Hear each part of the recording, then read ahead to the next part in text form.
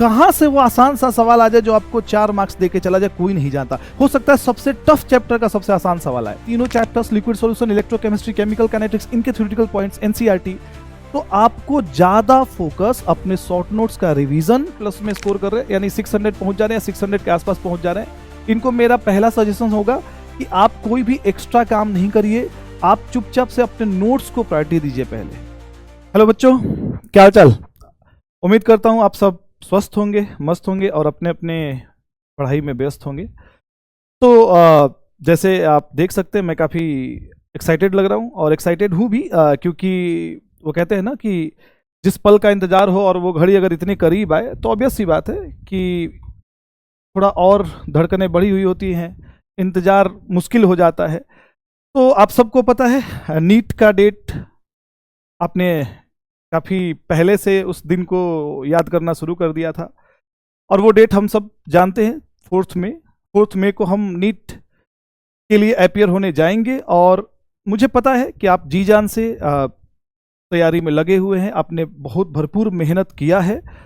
तो मैं ये मान के चलता हूं कि वो बच्चे जिन्होंने अपना सारा मेहनत, सारा एफर्ट झोंक दिया था इस प्रिपरेशन में, मैं ये मान के चलता हूं कि वो अपनी मंजिल को पाएंगे। ठीक है, उनके सपने साकार होंगे और उनके सपने उड़ान भरेंगे। तो अब बात यह है कि क्या होता है कि कभी कभी जब साल भर हम बहुत मेहनत कर लें और वो लास्ट का टाइम आए, तो जैसे मैं एक्साइटेड हूँ, मुझसे कंट्रोल नहीं हो रहा, वैसे कभी कभी क्या होता है कि पढ़ते पढ़ते बच्चे भी थोड़े कंफ्यूज हो जाते हैं कि सर क्या पढ़े क्या छोड़े, इतना सारा तो है, क्या सबको पढ़ ले, क्या बहुत सारे क्वेश्चंस कर ले, क्या अब नीट आने वाला है सर, क्या ढेर सारे क्वेश्चन लगा ले, क्या हमें दिन में 500 क्वेश्चन प्रैक्टिस करना चाहिए सर, या हमें थ्योरी पढ़ना चाहिए, हमें एनसीईआरटी पढ़ना चाहिए, हमें मॉड्यूल पढ़ना चाहिए, या हम सर डीपीपीच कर लें। तो बहुत सारे इफ एंड बट दिमाग में चलते रहते हैं। कहीं किसी का दिक्कत होता है कि हमसे ओएमआर में गलतियां हो जाती हैं, कहीं इस बार भी नहीं हो जाएगा, नीट में गड़बड़ ना हो जाए। तो ये तमाम सवाल एक सैलाब बन के एकदम ज्वार भाटा की तरह आपके मन में तरंगे चल रही होती। और मैं समझ सकता हूं, क्योंकि इस जर्नी से मैं भी गुजरा हूं और हम टीचर्स हर साल ये बच्चों के साथ फील करते हैं कि एक्चुअली लास्ट वीक में ये परेशानी आपके दिमाग को हिट करती रहती है। तो आज इन्हीं सब मुद्दों पे बात करने के लिए हम और आप आमने सामने हैं और इस पे बात होगी। और मैं सबसे पहले कहना चाहूंगा, ये जो आप फील कर रहे हो ना, ये हर साल हर बच्चा फील करता है। तो ये कोई नई बात नहीं है, यही मजा है। वो कहते हैं ना, इस गेम का मजा ही यही है। यही फीलिंग आनी चाहिए आपको जो आ रही है, वो धड़कनें बढ़नी चाहिए जो बढ़ रही है, वो इंतजार बेसब्री में बदलना चाहिए, क्योंकि सबके साथ होता है, हम ह्यूमन बींग्स हैं और यही प्रोसीजर है। तो अब मुद्दे पे आते हैं और मुद्दा ये है कि सर नीट के लिए केमिस्ट्री की अगर बात करूं, क्योंकि मैं केमिस्ट्री का टीचर हूं, साल भर आपके साथ केमिस्ट्री डील करता हूं, तो मैं आज इसी मुद्दे पे आपके सामने खड़ा हूं कि हम अब ये बात करें कि सर केमिस्ट्री का रिवीजन करना है, बचे हुए एक वीक में, लास्ट वीक है, क्या करना चाहिए, कैसे करना चाहिए, किन चैप्टर्स पे ज्यादा फोकस करे, किन पे कम फोकस करे। तो इसके बारे में हम बात स्टार्ट करते हैं। तो इसके लिए सबसे पहले आप ये जानो कि नीट में जो आपके चैप्टर्स हैं उनका वेटेज क्या होता है। वैसे आपको पता है, हमने बहुत बार डिस्कस किया हुआ है, लेकिन एक बार फिर से लास्ट टाइम में ये हम आपको थोड़ा बताते इसके बारे में। तो देखो, सबसे पहले अगर वेटेज की बात करोगे तो जैसे ऑर्गेनिक केमिस्ट्री की बात करें तो देखो, इतना तो तुम्हें पता है कि नीट में सारे चैप्टर से सवाल आएगा, कोई ऐसा चैप्टर नहीं है जिससे क्वेश्चन नहीं आएगा। तो छोड़ना तो कुछ है ही नहीं, छोड़ना कुछ नहीं है, हर चैप्टर को देख के जाना है, पढ़ के जाना है। क्यों? क्योंकि कहां से क्वेश्चन आ जाए, कहां से वो आसान सा सवाल आ जाए जो आपको 4 मार्क्स देके चला जाए, कोई नहीं जानता। हो सकता है सबसे टफ चैप्टर का सबसे आसान सवाल आए, तो इसलिए छोड़ के तो कुछ नहीं जाना है। तो अब बात है कि सर देखें क्या क्या क्वेश्चंस आते हैं। तो सबसे पहले बात करेंगे फिजिकल केमिस्ट्री में। तो देखो, फिजिकल केमिस्ट्री में तुम्हारे सामने ही सीट खुला हुआ है कि अगर हम बात करें मोल कॉन्सेप्ट, तो 1 से 2 क्वेश्चन, ये अप्रोक्स जो आया है रिसेंट ईयर्स में, उसके बेसिस पे बात कर रहे हैं। एटॉमिक स्ट्रक्चर लगभग 2 question, equilibrium 2 question, thermodynamics and thermochemistry 2 question, redox से 1 क्वेश्चन रहता है।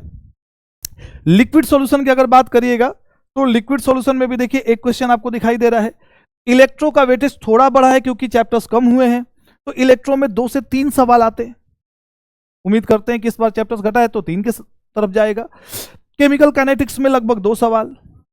ठीक है, इसके बाद अगर बात करें तो ये चैप्टर्स हमारे पास 11th और 12th के फिजिकल केमिस्ट्री के चैप्टर से मोल से 1 से 2 सवाल, एटॉमिक स्ट्रक्चर से भी 2 सवाल आ जाते हैं, इक्विलिब्रियम से 2 क्वेश्चंस आते हैं, ठीक है, 2 से 3 भी हो सकता है, ठीक है, बेस्ट कि वो क्या कॉम्बिनेशन बनाना चाहते हैं। थर्मोडायनेमिक्स एंड थर्मोकेमिस्ट्री से 2 क्वेश्चन तो आने ही आने हैं, ठीक है। लिक्विड सॉल्यूशन से 1 क्वेश्चन आता है, रेडॉक्स से 1 क्वेश्चन आता है, अमूमन ऐसा देखा गया है, हो सकता है 1 से 2 आ जाए, तो ऐसा नहीं फिक्स है, लेकिन यही वेटेज रहता है।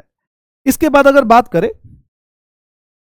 ऑर्गेनिक केमिस्ट्री की, तो ऑर्गेनिक केमिस्ट्री में देखो जीओसी, अगर जीओसी का मतलब आईयूपीएससी नॉमेनक्लेचर प्लस सारा जो जनरल ऑर्गेनिक केमिस्ट्री आप पढ़ते हैं, उससे लगभग 2 सवाल आता है, लगभग 2 सवाल। हाइड्रोकार्बन की अगर बात करिएगा तो देखिए हाइड्रोकार्बन से लगभग 3 क्वेश्चन, या तो डायरेक्ट या तो उसका एप्लीकेशन बेस्ड मिक्स करके, ठीक है। अगर आप बात करते हैं हेलो एल्कीन हेलो एरिन की, तो 1 से 2 क्वेश्चन, 1 से 2 सवाल, एक तो आएगा ही आएगा, हो सकता है 2 क्वेश्चन आ जाए, ठीक है। सेम अल्कोहल फिनॉल ईथर में 1 तो आएगा ही आएगा, ये 1 से 2 भी हो सकता है, और मैं मान के चलता हूं इससे 2 ही क्वेश्चन होगा। क्यों? क्योंकि एक तो फिनॉल का क्वेश्चन फिक्स हो जाता है, जब आप बात करोगे ना तो देखना एक फिनॉल से सवाल आता ही आता है, और एक क्वेश्चन अल्कोहल का या तो एसिडिकेशन पूछ ले, या तो उसका डिहाइड्रेशन पूछ ले, ठीक है, या तो सब्स्टिट्यूशन पूछ ले, तो एक अल्कोहल और एक फिनॉल, तो 2 क्वेश्चन इस चैप्टर से आप मान के चलिए। अगले पड़ाव पे आए तो carbonyl compound and carboxylic acid बड़ा चैप्टर है, तो क्वेश्चंस भी ज्यादा आएंगे, 3 के करीब क्वेश्चंस वहां से आते हैं। उसके बाद अगर बात करें हम अमाइंस में, तो 2 question, biomolecules 2 question, practical purification of organic compounds में 1 क्वेश्चन आना ही आना है। तो ये अमूमन एक मान के चलिए कि यही लगभग आपको देखने को मिलेगा। और सबसे लास्ट में अगर आते हैं तो सबसे लास्ट में बात करेंगे इनऑर्गेनिक केमिस्ट्री। इनऑर्गेनिक केमिस्ट्री की बात करेंगे तो इसमें पीरियोडिक प्रॉपर्टीज पहला चैप्टर, पीरियोडिक प्रॉपर्टीज से 1 क्वेश्चन फिक्स होता है, केमिकल बॉन्डिंग 2 या 3, वैसे 2 ही के चांसेस ज्यादा रहते हैं, D and F block 2 question fix रहेंगे, कोऑर्डिनेशन 2 सवाल फिक्स है, पी ब्लॉक से 1 से 2 सवाल। क्यों? क्योंकि पी ब्लॉक मतलब बॉन्डिंग, पी ब्लॉक की बात तो सिलेबस में तो पी ब्लॉक बॉन्डिंग में रखा हुआ है, तो बॉन्डिंग से मर्ज करके ही क्वेश्चंस पूछे जाएंगे। तो एक तो फिक्स है कि आएगा प्रॉपर्टीज बेस्ड क्वेश्चन, हो सकता है 1 की जगह 2 आ जाए, क्योंकि बॉन्डिंग से रिलेट करना, बॉन्डिंग से मिक्स करना उसको आसान है, ठीक है। और सबसे लास्ट में आते हैं प्रैक्टिकल केमिस्ट्री, जिसको आप बोलते हैं सॉल्ट एनालिसिस। तो सॉल्ट एनालिसिस से मैं एकदम श्योर सर्टेन आपको कह रहा हूं 2 क्वेश्चन मिनिमम है, 2 क्वेश्चन आने आने। तो पहले तो अब यह है कि ये सारे चैप्टर्स, ये उनका वेटेज, ये आपको पहले से भी पता है। अब बात ये आएगी कि सर लास्ट वीक है, 1 सप्ताह बचा हुआ है, इसमें हम रिवीजन करना चाहते हैं, तो कैसे रिवाइज करें? तो देखो मैं आपको बहुत सिंपल सी कहानी बताता हूं कि रिवीजन करने का सबका तरीका अलग अलग होना चाहिए, सबके अपने तरीके होने चाहिए। अब सबके अपने तरीके का क्या मतलब है? सपोज करो मैं मॉक टेस्ट में अपियर हो रहा हूं और मेरे मार्क्स अराउंड 700 रह रहे, ये होता है ना कैटेगरी कि अगर मान लीजिए कि आपका मार्क्स जो है वो लगभग आपको 700 के करीब रह रहा है, 700, अब 700 मतलब हो सकता है कभी 690 आ जाए, हो सकता है कभी 705 आ जाए, 710 आ जाए, 715 आ जाए। यानी इसका मतलब है कि आपका प्रिपरेशन जो है, आपकी तैयारी जो है वो अच्छे से हो चुकी है। अब आपको क्या करना है? तो सबसे पहले मैं इसकी बात करूंगा कि हमें क्या करना चाहिए सर। तो देखो सबसे पहली बात कि आप जो बच्चे 700 मार्क्स लाते हैं, जनरली उन्हें पता है कि उन्हें इस लास्ट के वीक में क्या देखना है। कई बार होता है ना कि क्वेश्चंस कर रहे हैं, वो सही हो गया लेकिन हम पेपर में कंफर्म नहीं थे। तो मेरा रिक्वेस्ट है कि आप आज 700 मार्क्स के आसपास है तो नीट बिल्कुल आपका इंतजार कर रहा है, हो सकता है वो दिन आपका 720 का हो। Go for best, dream for best. तो आपको क्या करना है, आप जो वैसे पॉइंट्स होते हैं ना जो आपने एनसीईआरटी में कभी पढ़ा था, उसके क्वेश्चंस कभी सही भी हो जाते हैं और कभी कहीं वो ध्यान नहीं आता तो वो मिस्टेक हो जाता है। तो मैं आपसे यही कहूंगा कि ये जो आपका बचा हुआ टाइम है, इसमें एक बार आप क्विक रिवीजन, और वो आप सेल्फ समझ सकते हैं कि मुझे कौन कौन से चैप्टर पढ़ने हैं, तो आप पहले तो वो जहां आपको लग रहा है कि मुझे रिवाइज करना चाहिए, वो तो पक्का एक बार रिवीजन करिए। एक बार इस वीक में गो थ्रू हो जाइए सारे अपने शॉर्ट नोट्स जो आपने बनाए होंगे, आपने जहां मार्क करके एनसीईआरटी रखा होगा, प्लीज प्लीज प्लीज आप एक बार जरूर उसको देख के जाएं, ठीक है। मेरी तरफ से क्या होगा, मेरी तरफ से वैसे सवाल जहां से स्टेटमेंट बेस्ड क्वेश्चन बनेंगे, आपके लिए एडवाइस है कि जैसे सॉल्ट एनालिसिस। सॉल्ट एनालिसिस क्या है? प्योर इंफॉर्मेशन है। अगर इंफॉर्मेशन आपने देखा है सवाल सही होगा, नहीं देखा तो सवाल सही नहीं होगा। तो जो ऐसे चैप्टर्स है, D and F, salt analysis, purification, ठीक है, बायोमोलिक्यूल्स, इनको जरूर आप एक बार अच्छे से देख ले। क्यों देख ले? क्योंकि इनमें एक एनसीईआरटी की छुपी हुई लाइन आ जाएगी, वहां से सवाल आ जाएगा और वो सवाल हो सकता है कि उस समय आपको क्लिक ना करे। इसलिए आपको लास्ट के टाइम में आपको इन क्वेश्चंस को बहुत अच्छे से देखना है। ये खास करके उन बच्चों को मेरा सजेशन है जो मॉक टेस्ट में 700 के आसपास है। अब जैसे सर फिर भी कुछ सजेशंस मेरी तरफ से लेना चाहते हो, वैसे तो मैं मान रहा हूं कि तुम्हें एग्जैक्ट पता है, क्योंकि तुम अगर 700 कर रहे हो तो तुम तैयार हो, तुम्हें एग्जैक्ट पता है कि तुम्हें क्या पढ़ना चाहिए, तुम्हें क्या रिवाइज करना चाहिए। लेकिन अगर मुझसे सजेशंस चाहिए इस मामले में तो मैं ये कहूंगा कि जैसे फिजिकल केमिस्ट्री का एनसीईआरटी बहुत लोग अवॉइड करते हैं, आपको नहीं करना है, क्योंकि आप हो सकता है वो दिन आपका हो और आप एक भी क्वेश्चन गलत ना करें, हो सकता है आप AAR1 हो जाए। तो आपको अपने सपनों को एकदम उड़ान भरनी है ना, आपको सोचना ही नहीं है, आपको कुछ ही मत सोचिए, आप एकदम तैयार होकर जाइए। तो तैयार होने में क्या करना है, आपको जो वैसे टॉपिक है जैसे थर्मोकेमिस्ट्री, थर्मोडायनामिक्स के साथ थर्मोकेमिस्ट्री की बात करते हैं, तो थर्मोकेमिस्ट्री के थ्योरेटिकल पॉइंट्स, थर्मोडायनामिक्स के थ्योरेटिकल पॉइंट्स, ठीक है। जैसे 12th के फिजिकल में तीनों chapters liquid solution, electrochemistry, chemical kinetics, इनके थ्योरेटिकल पॉइंट्स एनसीईआरटी। तो आपको ज्यादा फोकस अपने शॉर्ट नोट्स का रिवीजन प्लस एनसीईआरटी पे करना है। और एनसीईआरटी में लगभग आपने जितने इंपॉर्टेंट पॉइंट्स रख रखे हैं, चाहे वो फिजिकल के हो, चाहे वो ऑर्गेनिक के हो, चाहे वो इनऑर्गेनिक के हो, आपको एक बार इस वीक में अच्छे से देख लेना है। और लास्ट के दिनों में जब नीट 4 को है, 2-3 कोई स्ट्रेस नहीं लेंगे, आप तैयार हैं, आपकी तैयारी हो चुकी है, अब जस्ट एक फाइनल मैच आने वाला है। इतने दिनों की प्रैक्टिस आपकी बेकार नहीं जाएगी, आपके साथ आपके पेरेंट्स का आशीर्वाद है, आपके टीचर्स का आशीर्वाद है, ऊपर वाले की मेहरबानी है कि आप यहां तक अच्छा परफॉर्म कर रहे हैं, आगे भी करेंगे। तो बस कॉन्फिडेंट रहिए। अब बात करते हैं उनकी जिनका मार्क्स अगर देखें तो जिनका मार्क्स सर लगभग 650 प्लस रह रहा है या 650 के आसपास रह रहा है, ऐसे बच्चों को क्या करना चाहिए? कहते सर ये जो रेंज है, ये 650 प्लस, इस रेंज में मेरा सजेशन ये होगा कि पहले आप एक क्विक रिवीजन अपने नोट्स का, यानी जो नोट्स है, क्योंकि देखिए 650 में क्या है, आपसे कुछ वैसे भी क्वेश्चन गलत हो रहे हैं जो फॉर्मूला बेस्ड सवाल है, वो नहीं होने चाहिए, जिनको आप कहते हैं सर सिली मिस्टेक्स। तो आपको पहले तो क्या करना है कि अपने नोट्स को एक बार जरूर रिवाइज कर लीजिए। क्यों? क्योंकि हो सकता है कि आपने वो 1 महीना पहले पढ़ा हो, डायरेक्ट रोज टेस्ट हो रहे हैं, आपको मौका नहीं मिल रहा है, आप नीट में गए, सवाल आया, अब आपको धुंधला धुंधला याद आ रहा है, तो ए और बी में से हो सकता है आपने गलती से बी चुन लिया।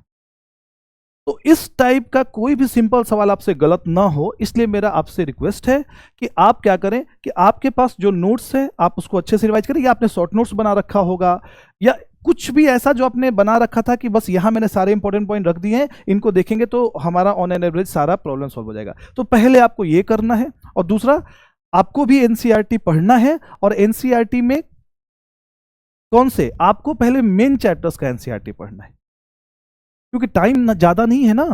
अब टाइम ज्यादा नहीं तो पहले हम क्या करेंगे, पहले हम उन गैप्स को फिल करेंगे जो इजीली फिल किए जा सकते हैं। अगर मेरा 70 मार्क्स डिडक्ट हो रहा है तो ऑब्वियस सी बात है उसमें 50 मार्क्स बहुत सिंपल क्वेश्चन के डिडक्ट हो रहे हैं, तो पहले मैं कोशिश करूंगा कि मैं वो 50 मार्क्स फिल कर दूं, क्योंकि जब आप 50 मार्क्स फिल करिएगा तो ऑलमोस्ट हर टीचर सारी बातें नोट्स में बता देते हैं,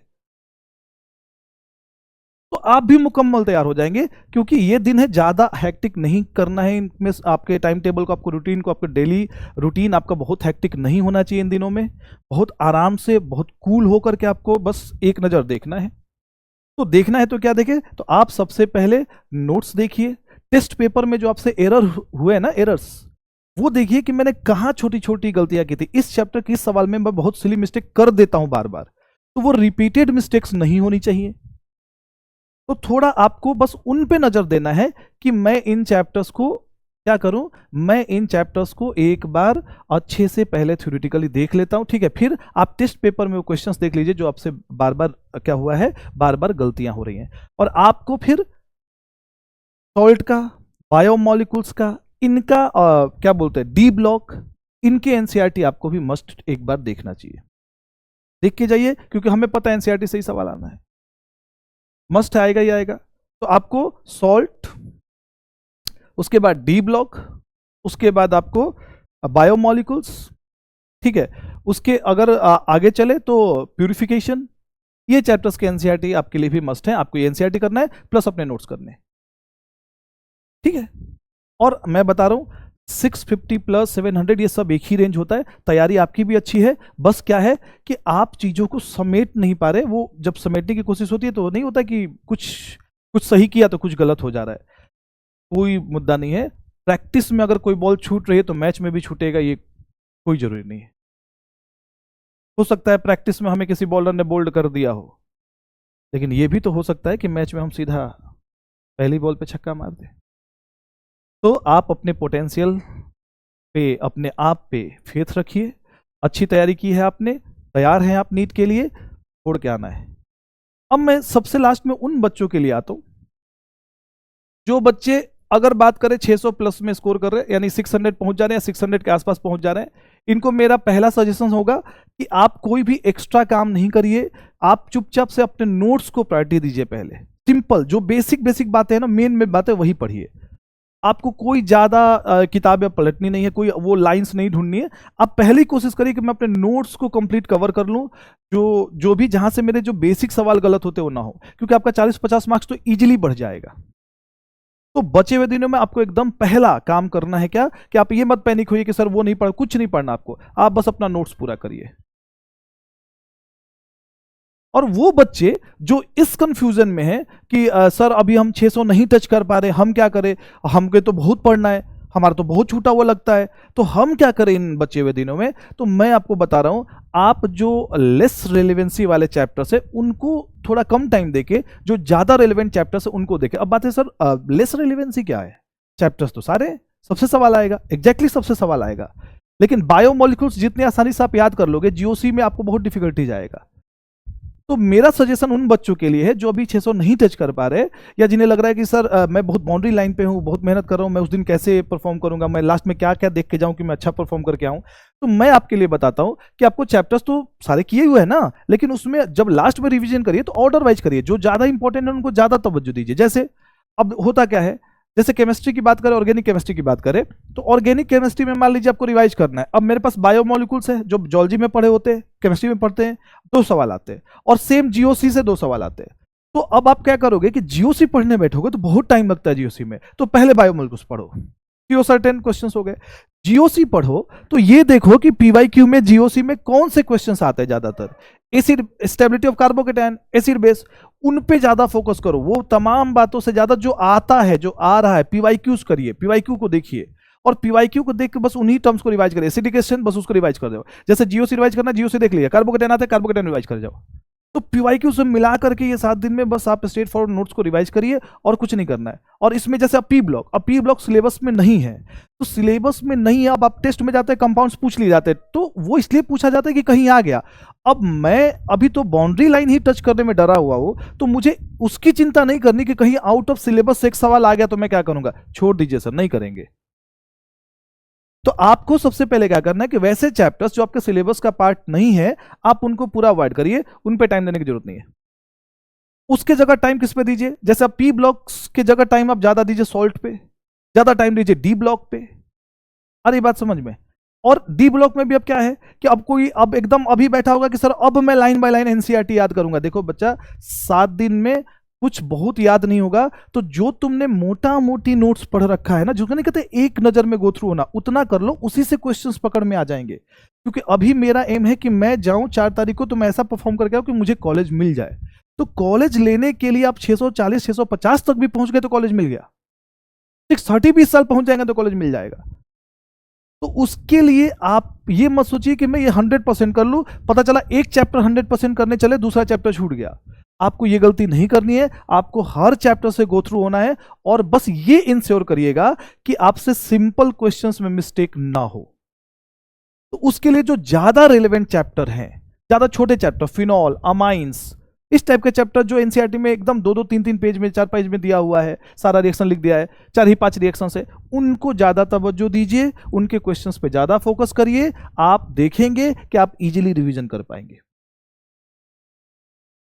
अब ये नहीं करना है कि बैठ के 100 क्वेश्चंस कर रहे हैं, नहीं। अगर एक चैप्टर के 100 क्वेश्चन करोगे तो दूसरा तो पूरा छूटा पड़ा है। तो आपको जस्ट क्या करना है, आपको बस गो थ्रू होइए, एक नजर देखिए, और सारे इंपॉर्टेंट बातें, उनको बस लास्ट में सारे फॉर्मूले रिवाइज कर लेने हैं, ठीक है।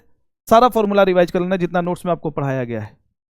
आपको जो चैप्टर्स इनऑर्गेनिक के जैसे बोले गए कि एनसीईआरटी से बेस्ड आएगा तो इनऑर्गेनिक के चैप्टर्स पढ़ने, और जो सिलेबस में नहीं है उसको सबसे लास्ट में रखिए। टाइम बचा तो देख लीजिएगा, नहीं टाइम बचा तो कोई दिक्कत नहीं।